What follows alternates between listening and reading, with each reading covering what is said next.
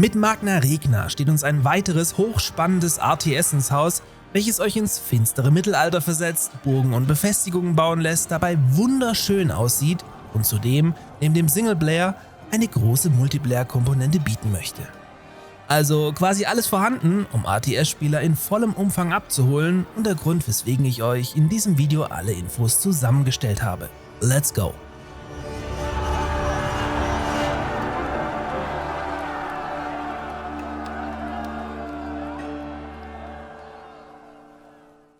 Magna Regna entsteht aktuell beim Vater-Sohn-Gespann um Hammer Games in Tschechien und hat sich ambitionierte Ziele gesetzt. Folgerichtig konnte daher eine Demo des Titels bei der Game Industry Conference im Juni den Preis für das beste Spiel abräumen. Im Spiel selbst übernimmt er die Herrschaft über eine einsame Bergfestung im 8. Jahrhundert und baut diese im Laufe der Zeit zu einem blühenden Reich aus. Das Ganze sollte dann in Form einer spannenden Singleplayer-Kampagne in Skirmish-Matches und Multiplayer-Schlachten angehen dürfen.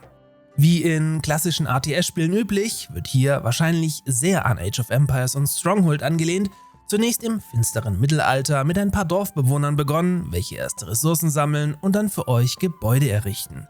Ebenfalls sehr Age of Empires ähnlich könnt ihr nach und nach durch Forschung in den Jahrhunderten springen und so neue Technologien freischalten. Dabei behagt euch klassisch über Schwertkämpfer, Bogenschützen und Kavallerie mit allem, was das Mittelalter so hergegeben hat. Genauer gesagt sind die verfügbaren Zeitalter hier in 3 Stufen unterteilt.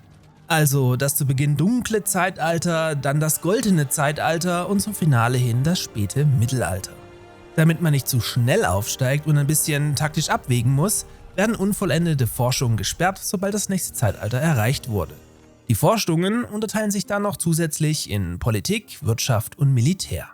Darüber hinaus legt man großen Wert auf historische Genauigkeit und möchte diese so gut es eben geht ins Gameplay einfließen lassen.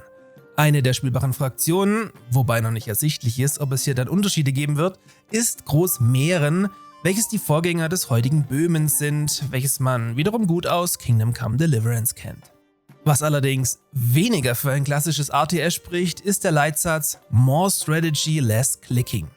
So sollt ihr Magna Regna auch gut spielen können, wenn ihr Zitat nicht eure Maus zerbrecht oder euch die Handgelenke verrenkt.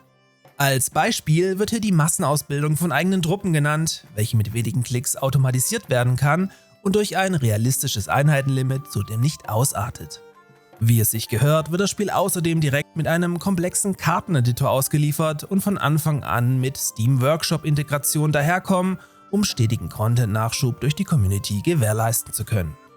Allerdings ist euch sicher auch aufgefallen, dass das jetzt alles sehr oberflächlich war und so zum Beispiel auch eine wichtige Frage wie Burgbelagerung noch komplett offen ist. Ich meine, Belagerungswaffen wie Ramböcke wären zumindest naheliegend, angekündigt ist in der Form aber bisher nichts.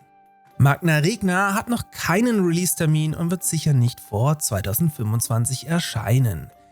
Die Infolage ist also noch zu dünn, um hier ein Fazit abgeben zu können. Für einen Wishlist-Eintrag in eurer Steam-Bibliothek reicht es aber allemal, denn der Ansatz und das bisher Gesehene versprechen jetzt schon sehr viel.